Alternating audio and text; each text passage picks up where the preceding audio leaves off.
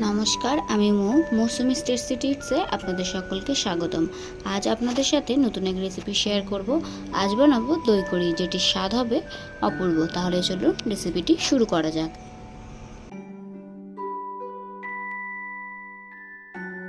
দই কড়ি বানানোর জন্য প্রথমে একটা বাটিতে 200 গ্রাম টক দই নিয়েছি। এবার ওই 200 গ্রাম টক দইয়ের মধ্যে 3 চামচ বেসন দিয়ে ভালোভাবে ফেটিয়ে নেব।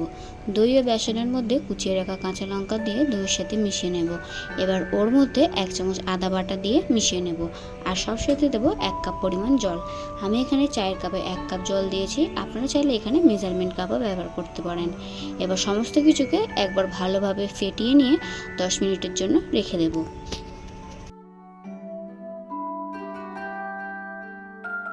দই কড়ি রেসিপির জন্য একটা কড়াইতে 50 গ্রাম সরষের তেল গরম করে নেব। আপনারা এখানে সরষের তেলের পরিবর্তে সাদা তেল কিংবা বাটারও ব্যবহার করতে পারেন। তেল গরম হলে তাতে 1 চিমটি হিং দেব, 1 চামচ দেব সরষে ফোড়ন, আর দেব গোটা গরম মশলা যেমন 2টো এলাচ, 1টি লবঙ্গ, 1টি দারচিনি দিয়ে 5 থেকে 7 সেকেন্ড ভেজে নেব।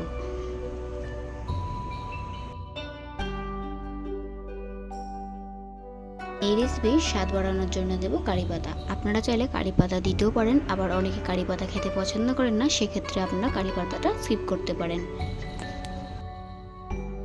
কারি পাতা দিয়ে ফোড়নটা ভালোভাবে ভেজে নেওয়ার পর এর মধ্যে দিয়ে দেব কেটে রাখা ঢেঁড়সগুলো। আমি এখানে এই রেসিপির জন্য 400 গ্রাম ঢেঁড়স নিয়েছি। আর ঢেঁড়সগুলোকে ভালো করে ধুয়ে মাঝখান থেকে 2 টুকরো করে কেটে নিয়েছি। ঢেঁড়সগুলো কিন্তু তেলে খুব বেশি ভাজবো না, 3 থেকে 4 মিনিট ভাজলেই কিন্তু যথেষ্ট। দেখুন ঢেঁড়সগুলো আমার ভাজা হয়ে গিয়েছে। এবার একটা প্লেটে এগুলো তুলে নেব। এবার ওই কড়াইতে বেসন, দই, কাঁচা লঙ্কা, আদা বাটা দিয়ে ফেটিয়ে যে মিশ্রণটি তৈরি করে রেখেছিলাম সেটি কড়াইতে দেব। এবার গ্যাসের ফ্লেমটা লো টু মিডিয়ামে রেখে দইটা আমি ভালো করে ফুটতে দেব। দই একটু ফুটতে শুরু করলে তার মধ্যে দেব 2 চামচ নুন, 1 চামচ ধনের গুঁড়ো, 1/2 চামচ জিরের গুঁড়ো দিয়ে সমস্ত গুঁড়ো মশলা ভালো করে দইয়ের সাথে মিশিয়ে নেওয়ার পর দেব কালারের জন্য 1 চামচ কাশ্মীরি লঙ্কা গুঁড়ো ও 1/2 চামচ হলুদ গুঁড়ো দিয়ে আরও একবার দইয়ের সাথে সব কিছু ভালোভাবে মিশিয়ে নেব।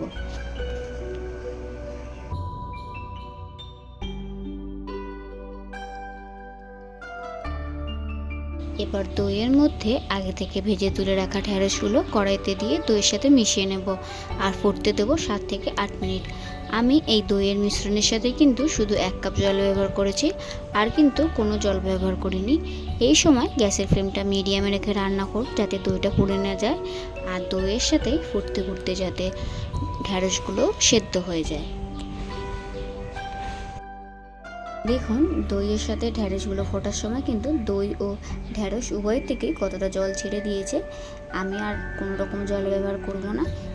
এই জলেই বা এই দইয়ের গ্রেভিতেই কিন্তু ঢেঁড়সগুলো মোটামুটি সেদ্ধ হয়ে যাবে। এবার ওই গ্রেভির মধ্যে ছড়িয়ে দেবো 1 চামচ কাসুরি মেথি দিয়ে আরও 2 থেকে 3 মিনিট সময় নিয়ে ফুটিয়ে নেব। 3 মিনিট পর গ্যাসের ফ্লেমটা অফ করে 1 চামচ ঘি ছড়িয়ে দিয়ে একটা ঢাকনার সাহায্যে ঢেকে স্ট্যান্ডিং টাইমে রাখবো 5 মিনিট। 5 মিনিট স্ট্যান্ডিং টাইমে রাখার পর একটা পাত্রে ঢেলে গরম গরম ভাতের সাথে পরিবেশন করব।